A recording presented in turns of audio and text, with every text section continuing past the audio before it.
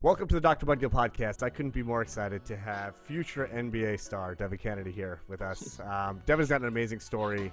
I kind of know him because our worlds sort of collided through some mutual friends, and I've been hearing all about you. Over the course of the last few months. You're a guard for the Brooklyn Nets G League team here in Long Island, and you got a really great story. I'm really excited to dive in, man, and learn more about you because I think your story is something that can really inspire a lot of kids out there, man. And you're just a touch over being a kid, man.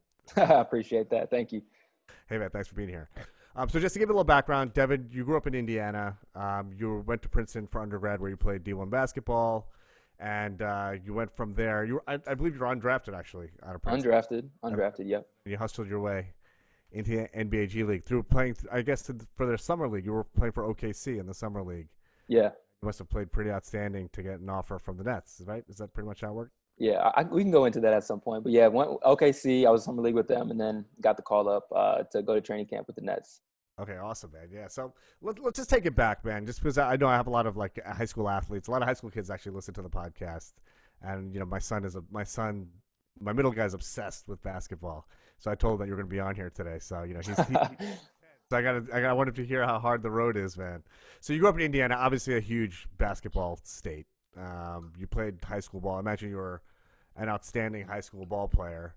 But just talk to me a little bit about like coming up playing basketball. Like what kind of, how much effort went into that? Did you play in like AAU type stuff as well? And just a little bit of the background before you got to Princeton. Yeah. So when I grew up, basketball was my first love. My dad like put the Michael Jordan tapes in, like VHS tapes in, on our big TV, no flat screens. It has the huge back in the back. But that was my first introduction to basketball. Immediately wanted a hoop in our basement. My dad and I would like shoot Nerf hoop. And I'm the first, son and the firstborn in the family. So all the attention was on me for 5 years before my sister came in. They wanted me to get involved in a lot of sports, soccer, baseball, football, like flag football, basketball. And that multi-sport background carried all the way up through senior year of high school. I was a 3-sport athlete in high school.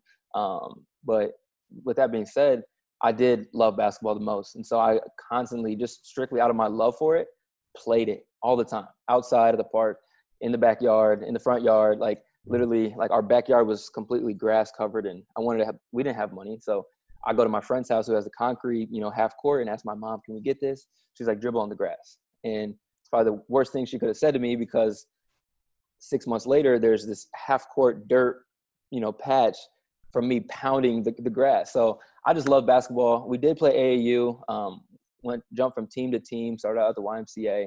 And that's once I got into that competitive field of AAU, that's where I started realizing, man, I'm doing really well against these kids, like on a really consistent basis. And I wasn't the biggest guy, I wasn't even the most skilled, but like my heart and my tenacity just like to play the game carried through. And it persisted into high school, where I came off the bench my freshman year. I had my first dunk actually like in the tryout. Just came down fast break, dunked it, and was like 5'9", like what? Like this is amazing. I tried to, like, because they put me in, went to freshman, and I knew I would deserve to be over there with the varsity guys. And so I was like, let me just dominate the freshman guys. Got a steal, came down, dunk. Everyone was just like excited, because these are my classmates, guys I grew up with. So that was fun. And then high school, came off the bench, was on varsity. That took me into the career that I have now. Were you always a guard? Yeah, primarily a dominant scorer, not a dominant ball handler. Uh-huh. In Indiana, again, like everyone's shooters, all roughly undersized. So I'm playing 3-4, but just shooting and scoring because that's my ability. Gotcha. Yeah, I was actually watching some of your highlights. I feel like you go to the Brooklyn Nets, the G League, the website. There's actually a whole bunch of highlights and stuff of you on there, which is cool. Yeah, so I saw. I mean, obviously you're an amazing shooter, but you also penetrated a lot, which I saw, and you also like had some nasty passes. Yeah, so I imagine, what were your other two sports when you were in high school? Track and football. And I played football all 4 years. All state 2 of those years, had looks and offers to play football, but decided to play basketball. What did you play in football? Quarterback. Oh, wow. All right. So let's talk about now. You're obviously an elite basketball player, elite athlete in high school. Schools are looking at you, it sounds like, for football and basketball. So you chose like a high academic school. I'm sure you probably got scholarship offers from a bunch of schools. but you chose to go to the Ivy League. You went to Princeton. What motivated that decision? Was your family like really hardcore into academics, or is this something that you inside were like, wow, I really want to go to like an Ivy League college? Like, what motivated that decision? I think the two biggest things, obviously, Ivy League, Princeton, is the top of the top when it comes to education. Both my parents, really no one in my family had graduated from college, and I inside me, I wanted a challenge. I wanted like a tremendous challenge, and that challenge originally I thought was going to be a Big Ten ACC school where I'm competing to play at the highest level, which inside I knew I could always play at. But those schools recruited me, but never offered me. So I had a lot of like 50 mid-major, low-major offers, a lot in the Midwest. I wanted to stay in the Midwest, be close to home. Again, now I'm the oldest of four siblings, first in my family to pursue college, pursue this avenue. And I wanted them to experience that with me. I wanted them to come to my games. I wanted them to be around, have my siblings see, what I was doing. But when it came down to it, I was like, I don't have that big offer.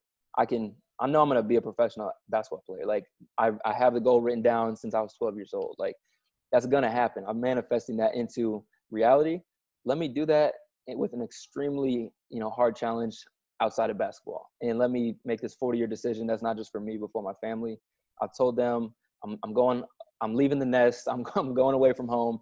But I told my four younger siblings when I come back after this, and when I play for the Indiana Pacers, that's what I told my youngest brother. I'll be back, and you'll be able to come to my games and things like that. But I'm going to set that standard, set the goal for our family that we're going to college. That's what we do now. And so I went to Princeton, and that definitely was a challenge that I expected. Actually, more so than I expected. So, were you strong academically in high school?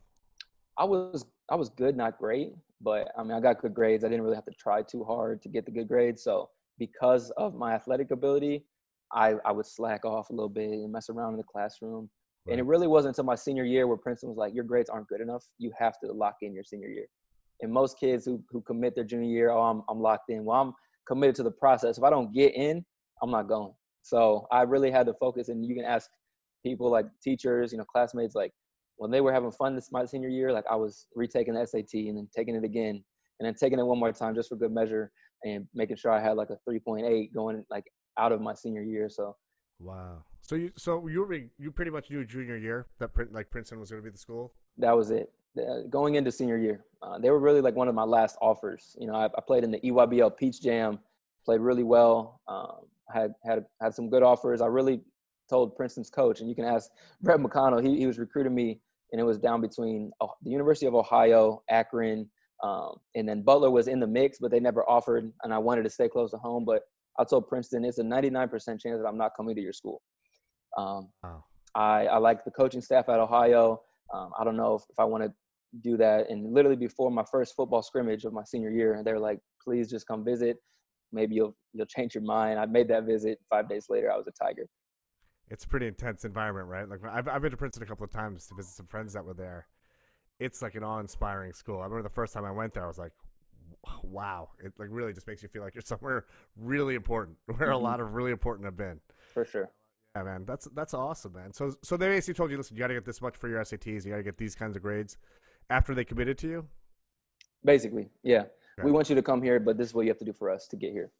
And were they checking in with you like all the time? Yeah, they were nervous. Every time I took the test, they were nervous. Is he going to get the grades? Is he going to be able to come here? And then once I got that score, they had that big sigh of relief. And then I was pretty good for the rest of the way. So when did you know? Like when in your senior year did you know you were?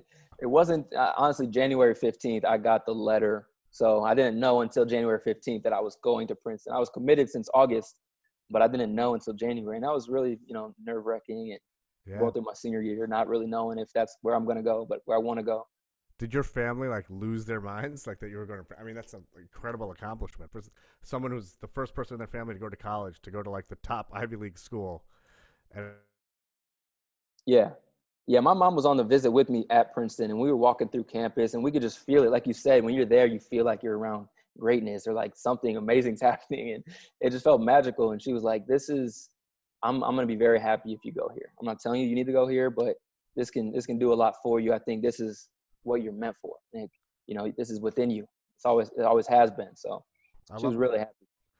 So I love something else that you said earlier was when you were 12 years old, you had written down that you're going to be an NBA player.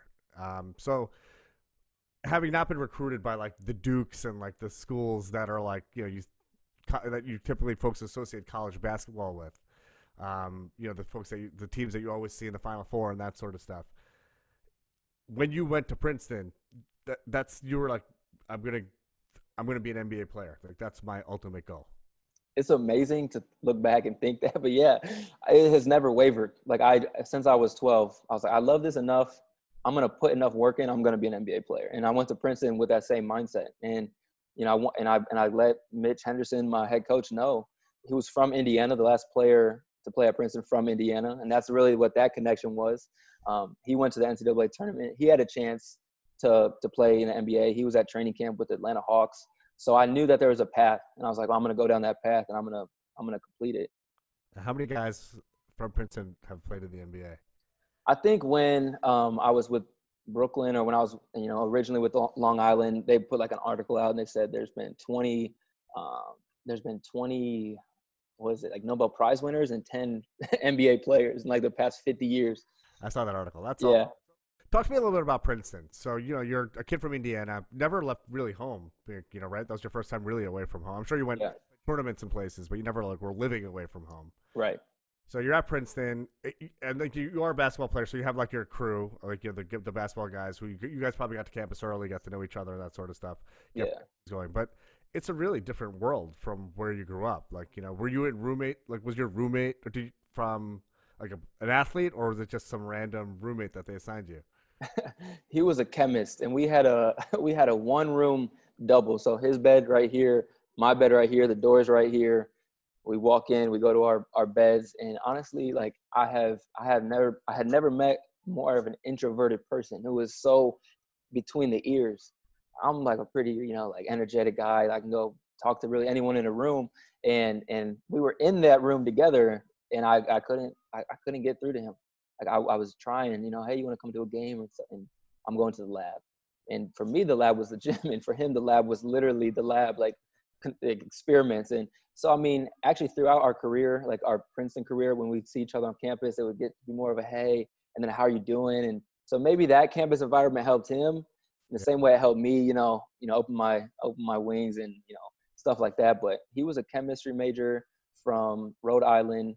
We said probably 25 words to each other my freshman year. That's crazy, man. Wow. So were you like losing your mind? Yeah, for sure. Like I get back to my room after a tough day, want to like throw stuff around. And he would like actually never leave the room. Like he had his lamp on the whole time. And, I was like, man, this is a different experience. Wow. So when you're a college basketball player, is this, I know the season is very defined, but are you basically playing basketball all year? Like there's, obviously training for the season, then there's the season, and the season ends, hopefully goes into March, but, might end in March-ish, right? After the Ivy League tournament, or if you get did you guys get to the tournament while you were there? My sophomore year, we did. You did? Okay, cool. So then you went into March. Then you still have some time after school. Is basketball shut down until the summer after the season ends? I think we're off until after spring break or after midterm, something like that. There's a time where during the season there is a break. Okay. So, but pretty much it's a full year thing, essentially, more or less, right? Yeah, for the most part. So talk to me a little bit about juggling. Like when, first of all, you got there, you had to kind of really, get your academics in order to go there. You're there freshman year, you're playing basketball, new environment, never been away from home. And also you're taking like Princeton classes. Like, is it a full course load that you guys are taking? Yeah, we're Princeton students first, and then the athletics is secondary. Their motto is education through athletics. So, they definitely emphasize, having a strong athletic core and values, but it's all wrapped up in education. So it was you're getting your schoolwork done, and then you do the basketball stuff. Unlike at the big schools where you're here to make money for us, and that's a whole different topic, but it was definitely being a student first. So talk to me about that. Like, what was that like? Was it like super challenging? Like, you're with like the smartest kids in the world, essentially. Like they're like NBA players of academics. It literally is. It's exactly how that is. So it was definitely challenging. And honestly, it was probably challenging up until I got this degree. And I technically am going to get the degree in 5 days when we do our virtual graduation. So it was tough the whole time. I got into a groove. I'd say a little bit into my freshman spring, but definitely my sophomore year. it was one of those things. My first semester, I was like, Mom, I'm coming home. Like, I want to be in the NBA, but it's not gonna happen here because I don't think I'm gonna make it academically. I figured it out, but I mean, the first real course that I struggled in, I got a D, like my freshman fall, and was like, people are talking, oh, 4.0 this, 3.9 that, and I'm like, no, I'm not cut out for this. I want to play basketball, and I want to challenge, but this is too much. Wow. So how did you overcome that, man? I mean, it's not like you just, okay, I'm just gonna turn it up another gear. You're probably studying your ass off the whole time. Yeah, and it was just learning. It was like it came, like I said about high school, it came easy to me. I didn't really have to work too hard to get decent grades, but I literally had to work really, really hard at Princeton to get decent grades. And to my credit, I ended up finishing slightly over 3.0, but I struggled through a couple of D's, and like to come back from a couple of D's, you had to get a couple A's, and those A's, I'd say I was really interested in the courses. Like when I had a really strong interest, and this is a liberal arts school, so you're taking a bunch of different kind of courses, labs, sciences. But once I was in my sociology courses, which is my major, and really was talking about social mobility, like understanding like social struggles and like what are the ways to overcome these things, I would lock into those readings. Like I'd stay up till 2:30, actually interested in the readings. And then also I had a lot of good mentors on campus and alums from Princeton who basically walked me through here's how I managed it. And everyone goes through it. You're not alone. In my background, being the oldest, being the first one to go through this, asking questions or asking for help is the last thing that I want to do. I'm going to figure it out to like the nth degree on my own before I even think about asking someone. And going and challenge of the academics at Princeton taught me you're not gonna succeed that way. And so I asked questions. I went to study groups. I was vulnerable in my academic experience to like ask my peers who are literally the smartest people in the world, help me. And they were, okay, like this is a basketball player, like I get to help him. Like, and then it was just kind of like that natural fusion. Right. Man, that's awesome, man. I think that's really just a testament that, you know, even though you're outside of your comfort zone, I mean, you're in your comfort zone as a basketball player, but you're outside of your comfort zone academically, like really leaning on mentors, seeking out mentors. And it's a hard thing to do sometimes, even asking your peers who, you know, are more skilled in that world for help. You know, it takes a lot of courage to do that. But no, but when you do ask for help, you really do realize that people really do want to help you. Like a lot of folks are invested in your success. Like, yeah, they want to see you do well, you know? That's so true. And that's it really is. Like a really beautiful thing that you learn. The more you ask for help, the more you see people in this world. We're all kind of in this together. The right people are, you know? Yeah. So listen, I want to fast forward a little bit. So, you know, you're going through Princeton, you figured it out, freshman year, sophomore year, junior year, everything's kind of going. And then January of junior year, I think it was January of your junior year. Senior. Your senior year. Okay. So yeah, right at the tail end.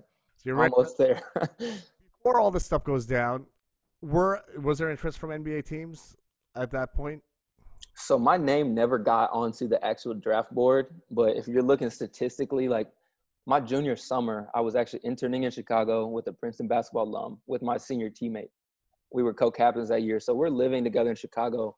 And at Princeton, unlike most college basketball program, and I'll say college basketball programs because it's not at their institutions, it's literally basketball programs. Kentucky, you don't think of the school, you think of the basketball team. So for us, we're two, I'd say, of probably the top 10 players that have gone through Princeton history. And we did that in the same class. He was like a slasher defender. I'm a shooter, kind of charismatic guy like that. So we had like opposing characteristics, but a strong unit. And we're going into our senior year after a disappointing junior year, and we're locked in. Like we're ready to attack it, to get back to the tournament and win games. And that was a belief that we thought we could actually do, and which was happening at that point during our senior season. But statistically, I hadn't heard from NBA teams. I was hearing from agents. I was hearing from a lot of agents, actually. And so what were the agents telling you? Well, the agents were reaching out to my mom. They were reaching out to my family. They were reaching out to family friends. I heard from some would be at games, just posted up, waiting for me after the game, like say a couple words, like I'm watching, like you're doing really well, like keep it up, like, you know, like let's talk soon. And so this is just outside pressure. This is just outside influence on a season where I'm just trying to focus on being the best version of myself, be the best person I can be on the court to my teammates, which I really thought I was doing. And I really felt confident in what I was doing. And then something kind of just switched. at the end of December, early January, where my mind took over in the sense that like I was feeling an unsurmountable amount of pressure from the outside. Like about what? About being an NBA player, making it to the NBA? Like, Yeah, it was literally like I couldn't sleep, I couldn't focus on schoolwork. I was like, I need to be, and I was like shooting poorly. Like I wasn't like I was at first averaging like 22 points, 5 threes a game, 50%, like crazy numbers that I had prepared myself for this year. We were winning, we were having a good success, but I had so much pressure, basketball related, even family related, like school related, and I'm not gonna get into the details of each yeah, one. that's fine. But there was just a lot of pressure like going on in my head. Like I'm playing out scenarios in my head, like if this doesn't happen, then this. And I was like, it's like to a point where when that day, I think it was January 17th, January 18th happened, I made a few bad decisions. And there, there's articles out there about, that night and stuff like that. And it came to a point where like I crashed and I fell off my pedestal that I kind of put myself up on, and had to pick myself up, which was not an easy process. Yeah, man. And thank you so much for being so open and honest about it. Because, a lot of times, like, someone's darkest hours before, like, the brightest light that they see, and I think for you, just kind of knowing, I don't know the exact linearity of your story, but it sounds like, it was a really bad time. You got into some trouble. You were a kid. You screwed up. It happens, But you have the pressure of the world on your shoulders, and it feels like life is over, But you ended up leaving Princeton, and you really worked on yourself, it sounds like. Again, seeking help, maybe getting some therapy, talking to some folks, working through whatever anxiety or depression led to bad decision-making, getting into trouble that one night. And then you actually played Summer League, right? That summer? Was it that summer? It was that summer. It was a quick turnaround. It felt like an eternity. I here again, not getting into the nitty gritty of that situation, but yeah, the anxiety and the depression that I experienced, the anxiety that led up to that, and then the anxiety of how do I overcome that, and the depression that followed that. Like, how am I gonna, like, I lost my whole sense of being. Like, my identity was shaken because I hadn't gotten in trouble before. Again, like the leader of my family, like I prided myself on doing the right thing all the time, at least trying to. Suspended from the team, and then you ended up leaving the team, and right before you were supposed to graduate from Princeton and go to the NBA. So hardest decision ever, but a decision I had to make for myself. And it was just, I felt like, again, the world was crumbling down. My world was crumbling down, and it took me. I didn't play basketball. I didn't touch a basketball for 2.5 months after that. Wow. So talk to me a little bit then about, so just to kind of like, for the listeners, so they have some sort of sense of, you can read about these articles online, but Devin got in a little bit of trouble. He had some trouble with the law one night, just being a little bit intoxicated or whatever it was. He was a college kid. This is what happens sometimes, but because he's the superstar at Princeton, the lights are shining on you. Like, it just becomes a bigger deal, which adds more stress and, more anxiety and all of these sorts of things, I imagine. And again, you're also the oldest in your family, the first supposed to graduate from college, from an Ivy League school. So there's all of these pressures in your life. And forgive me if I'm kind of like just lumping it all into like one story, but I just want to kind of paint a picture of like, you're at the top of your game, you're going to graduate at Princeton, and they're going to try to get into the NBA. Your world crumbles. And then talk to me about that moment, withdrawing from Princeton and then playing for OKC in the summer league. Like, how does that happen? Yeah, I'd say in that gap was the biggest growth process for me.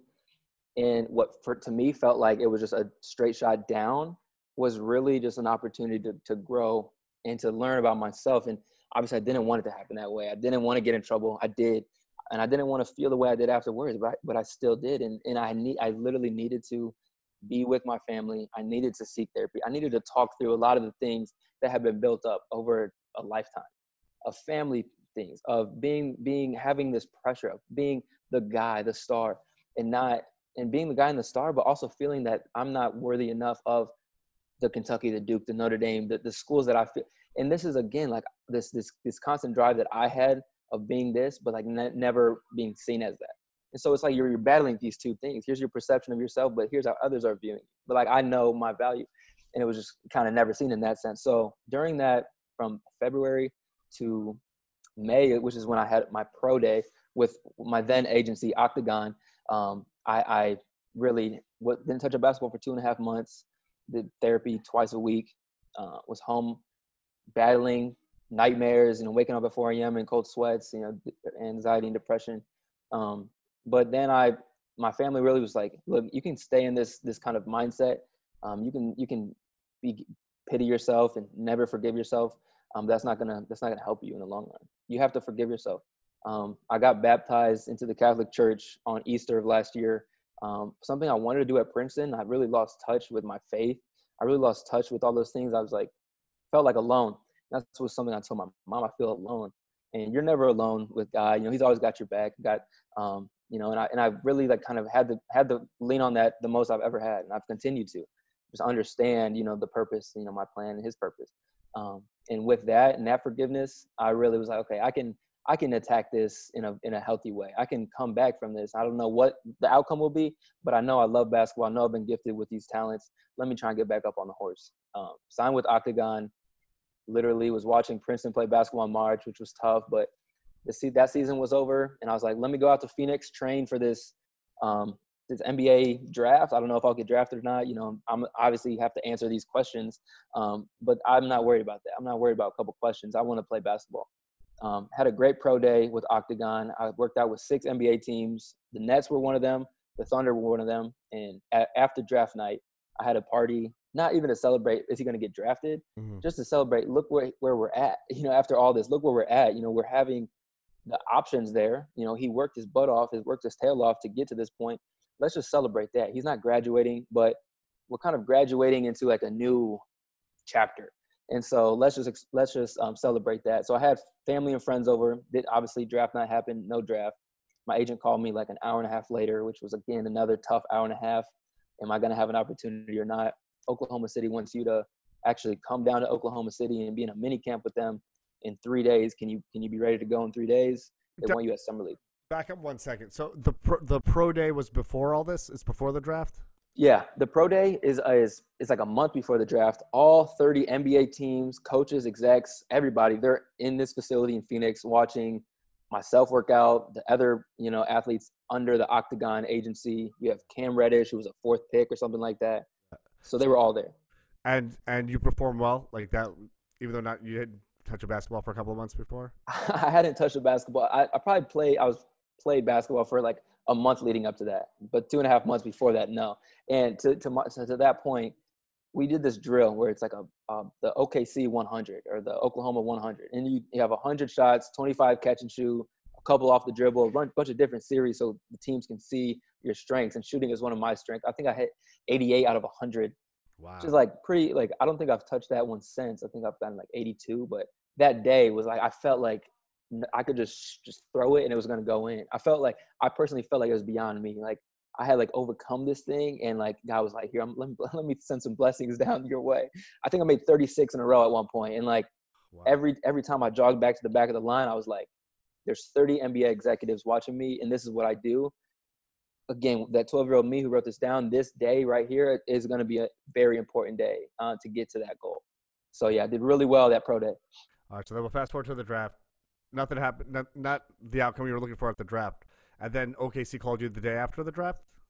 Yeah, an hour and a half after the draft ended, I was on their Summer League roster. And so then I traveled to OKC 3 days later for about 3-week mini camp before the Las Vegas Summer League in July. Which is a huge deal. I just know about it through Rasan because he was down there in Vegas and he was telling me about it. So it's basically it's G League guys and all the guys who were drafted and guys who were signed like yourself, right? And yeah. How long is the whole summer league? You're out in Vegas for 10, 15 days. So it's hot and it's Vegas, and I'm a rookie who had just gotten in trouble. So it's like I'm staying in my hotel room for 15 days. Smart man. Yeah. So when you go through that, and then teams have a chance to look at you, see how you're playing in an actual game, like competitive game setting with other elite basketball players. And then at that point, you have an opportunity. Some of those guys are already signed to the G League, right? Yeah, technically they haven't signed to the G League. They had played in the G League, but everyone's goal is to get a training camp call, get that extra $50K that NBA teams will provide you to come to their training camp. Hopefully getting a 2-way contract. And then the G League, it just like there's different tiers in the G League. That's that I just learned about this year. And I thought if you're in the G League, you're in the G League. But there's a political system to the G League. You have the NBA guys who come play down. You have the two-way guys. You have the Exhibit 10 guys, which I was this year, the training camp guys. You have the tryout guys. It's just like in the draft guys. There's a G League draft later in the year, which the same teammate of mine got drafted to the Long Island Nets this year. Yeah. Princeton, the other guy. Yes. Yeah. The Crazy. guy who my senior teammate who was in Chicago with me, he got drafted in the second round to Long Island. Yeah. That's awesome. So just so like my viewers and listeners will understand. So you basically did the summer league with OKC. What happens? How did you end up with the Nets then after that? So it's an interesting, and this is honestly like the theme of my career. It's just when opportunity knocks, you answer. And you're not going to get many opportunities because you're just overlooked. I've been overlooked, and that's just a fact, okay? Like in high school, I wasn't picked for the junior all-star team, but then senior year, I was on the all-star. I was the last person who made the all-star team for the Indiana All-Stars, which in Indiana, again, basketball state, is literally just like I made it. For most kids who don't play competitive college basketball, Indiana All-Stars is their thing. I deserved to be on the team my junior year, didn't get it. Senior year, I was the last person. They literally told me, a lot of people don't want you on the team, but I want you on the team. And in the Indiana All-Star championship game against Kentucky All-Stars, I was the MVP. Wow. It's just the moral of the story. I'm not saying I'm better than anyone else. I'm just saying, like, when opportunity knocks, I've answered that call. Right. And so for the summer league with OKC Thunder, my first 4 games, I was told I was going to be a role player in the summer league. I played 1 minute in the first 4 games. So I'm in Las Vegas, staying in my hotel room, having this opportunity every summer in college. When I'd watch the summer league, I'd have on my laptop while I was in the gym at Princeton, and just like being like, okay, one day I'm going to be there. Like I'm watching the summer league, watching the NBA combine, literally with my laptop, but I'm in the gym. I didn't want to sit on my couch and watch it because I was like, I should be playing basketball right now. So I'm there. I'm literally on the bench. I'm sitting there. You can look at my IG posts. I post a picture of me on the bench, like, all right, like we're close, but we're not there yet. And I played 1 minute in the first 4 games. The last game, they basically benched all their guys who are on like their roster, like the OKC roster, their G League roster. They're like, let's give the other guys opportunity. And then I was the leading scorer in that game. And that is where I think Brooklyn perhaps or some other teams were like, here's what he did with that limited time. It sparked their interest. So that's when I played well in that last game, 20 minutes, led the team in scoring. And then it was another waiting game on who's going to pick me up. I don't know where I'm going to go, but I do know that I want to finish this degree. So I told my agent, look, let's find a situation where I can finish this degree and someone who wants me to play. Like, I don't know how that's going to happen, but let's see what happens. So how long after the summer league ends until you sign with Brooklyn? So summer league ended July 15th, and I didn't know my fate of my basketball career until October 15th. So were you back at Princeton? Did you go back to Princeton then at that point? So I decided, I signed all the paperwork to finish my last semester at Princeton. But that was another big gap because that school didn't start until September 11th, actually. And so in the meantime, I actually went back to Chicago, continued that internship from the previous year with the Princeton mentor of mine, John Rogers, who's been phenomenal in this process. And it was like, okay, I'm going to train in Chicago. I don't know where I'm going to be. I know I'm not going overseas. That's just out of the question. I want to finish school. Is OKC going to call me back? Any of the teams that I worked out for have interest in me? And the really blunt and brief answer that my agent gave me was no. You really have no options. I was like, are you kidding me? Like, what are you doing for me? You're my agent. I should have options.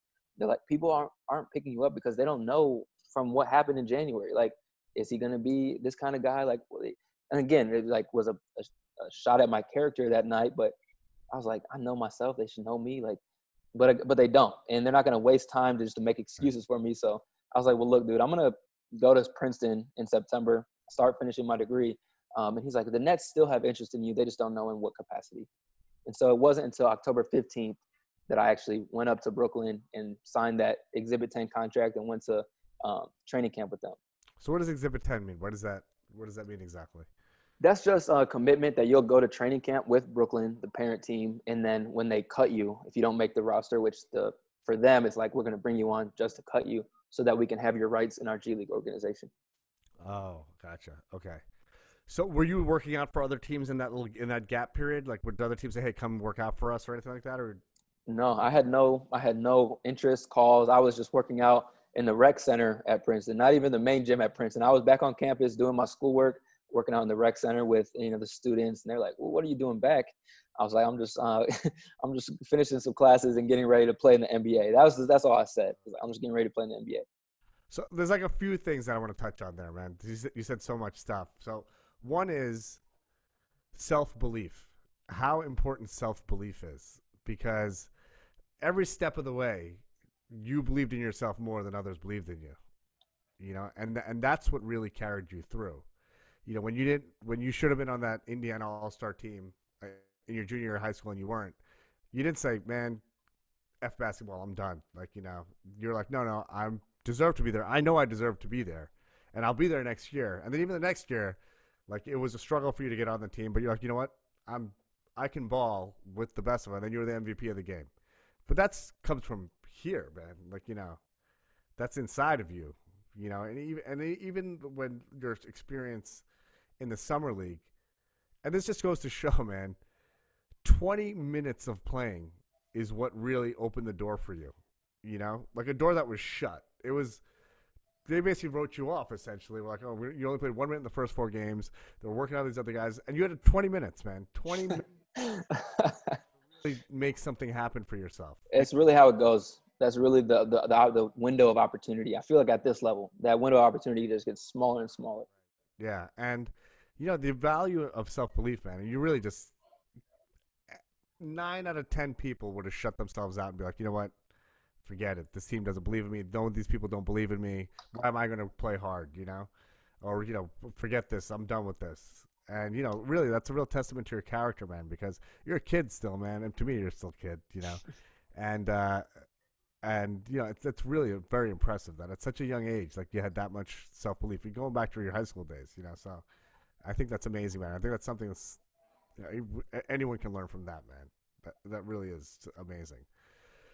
So talk to me about so did you switch your agents then so you said what was it in Oracle? It was Octagon. So Octagon has Giannis and Steph. And for me, I mean, there's articles, there's people who kind of say, "Oh, you're like a baby Steph." I have a picture on my Instagram with Steph Curry. I met Steph at a game actually in Brooklyn my senior year.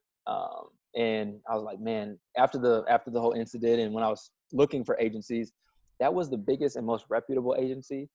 And it was like, look, if I'm already being compared in some ways, obviously not in my entirety, to Stephen Curry, why not just go to the agency, that represents him and has at least connections with him. And it's going to at least be a good look for me and oh, well, if this agency, which is very reputable, is going to take him on.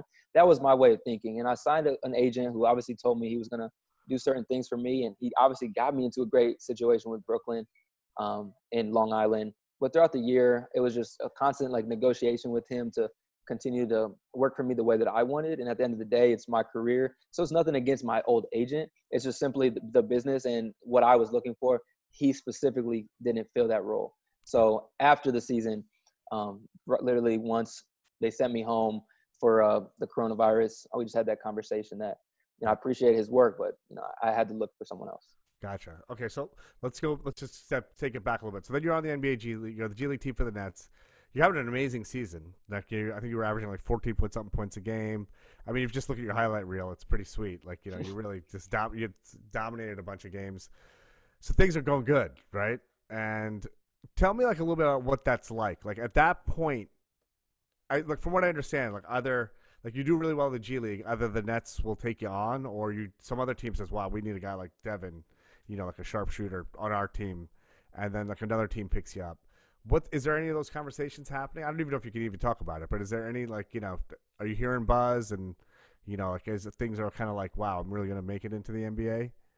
Yeah, and that's really what the G League provides guys like me is you're really trying out every day. As much as I want to be with Brooklyn, which I do, I want to help out Kyrie, I want to help out KD. Again, I know what I can do, and after watching The Last Dance, with the Chicago Bulls and a guy like Steve Kerr, I can come in a specific role and knock down 45% of my threes, without question. That's what I do. That's what I will continue to do.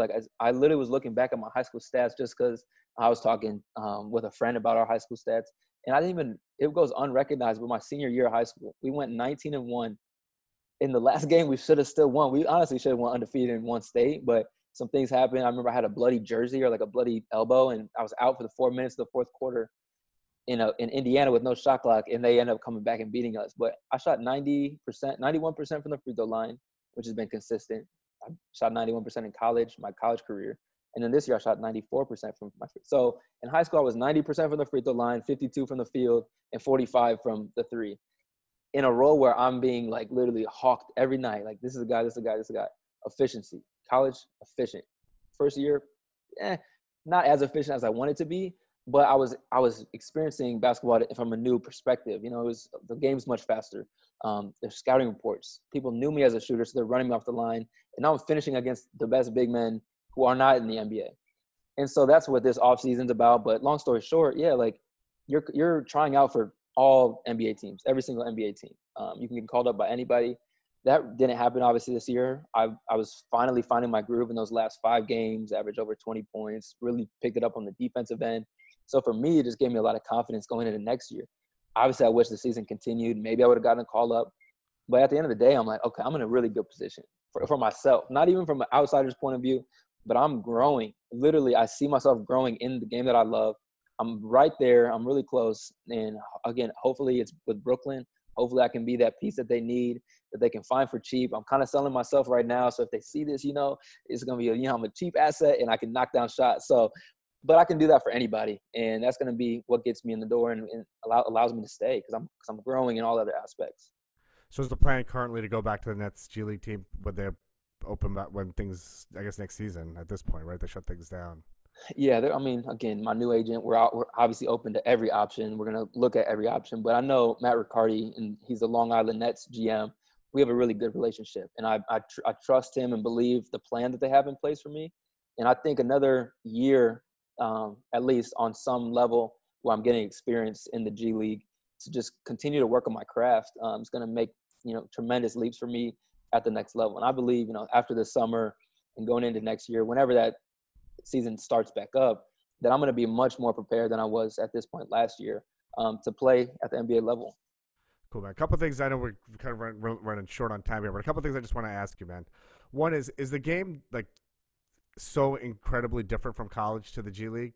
Like, is it just like the players are like so much better, and it's just like a totally different game? Do you feel that? It is. No, it really is. Like, the G League is a tremendous league. In college, just the way the game is played, just literally just how the game is played is completely different. You have these strategies and 2-3 zones and zone presses in college, and that's not happening at the next level. The game is played faster. The guys are much more talented across the board. Guys who don't even play in the G League, even on our team, would tear it up in college. And so I see these college players who are really good. High school players, like the high school players are going to come into the G League as well. They're tremendously talented, but it's a whole different level. And you obviously have to be extremely skilled. You have to be smart. In the game, in the season's longer, so you have to sustain it, and that's I think the hardest part for a lot of guys. And then what about between the G League and the NBA? Is that like another notch?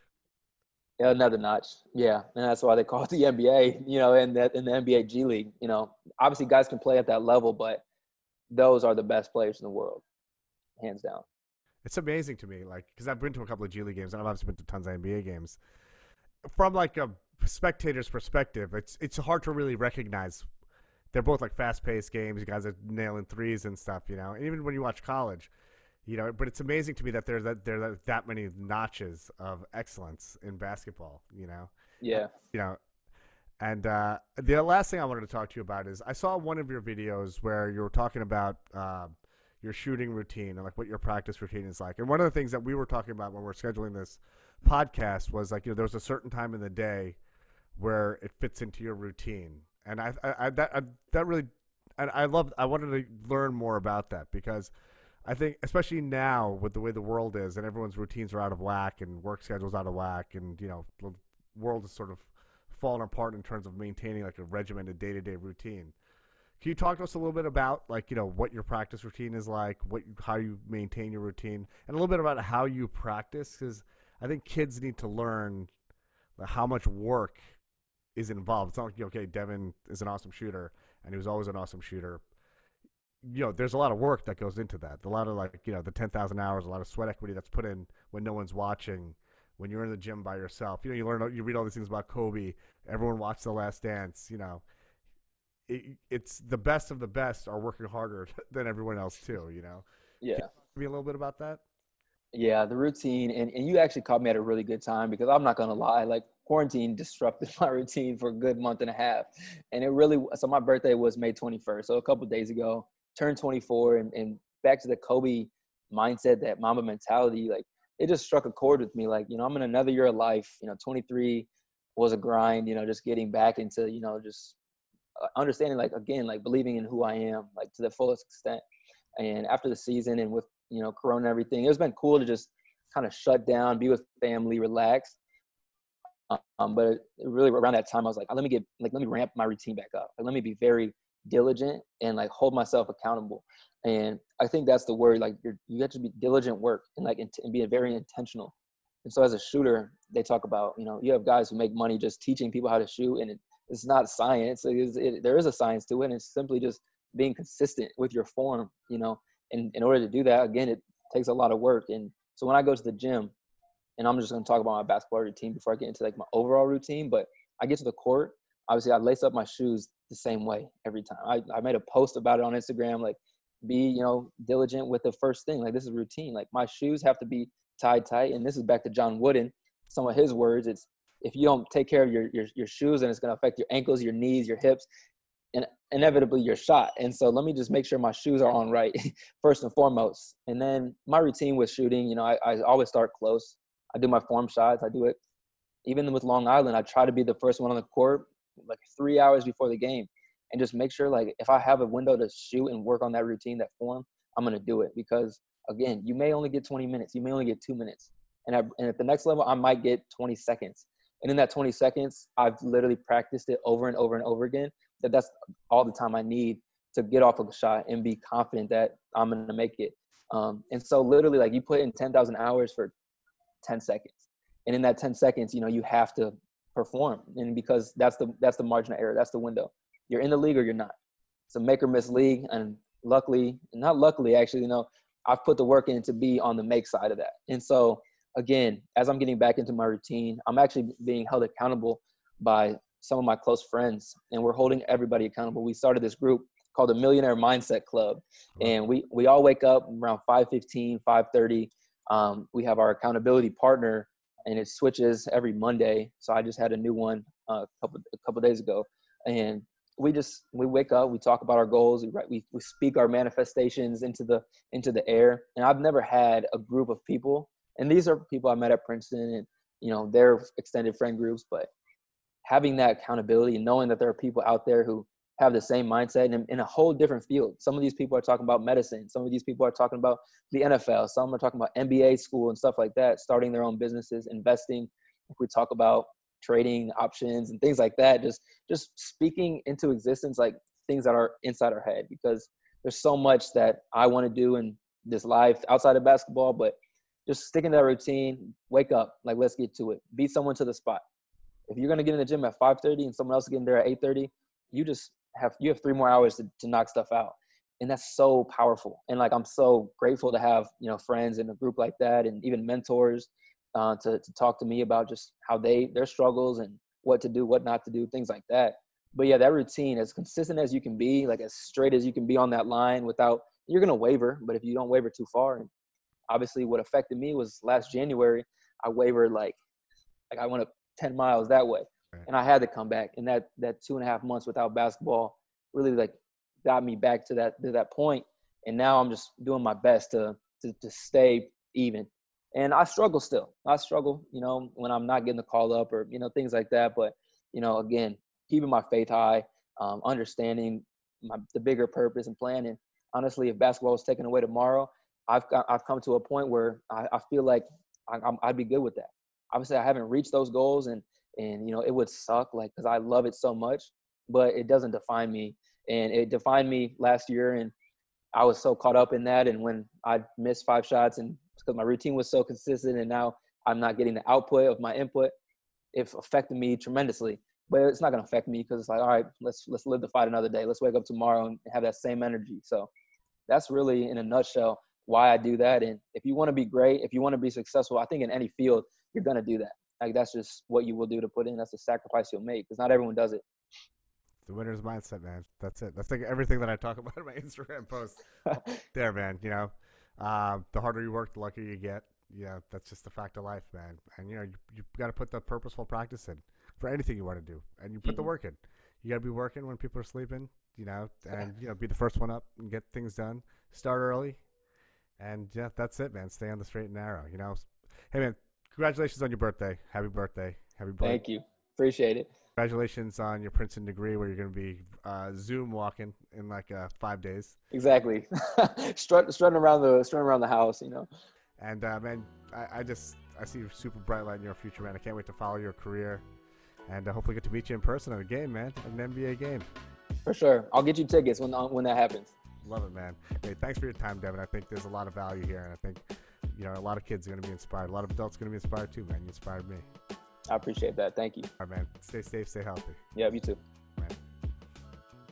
Thank you for listening to the Dr. Mudgil podcast. The audio for this podcast can be found on Apple's iTunes and SoundCloud. Let's get it.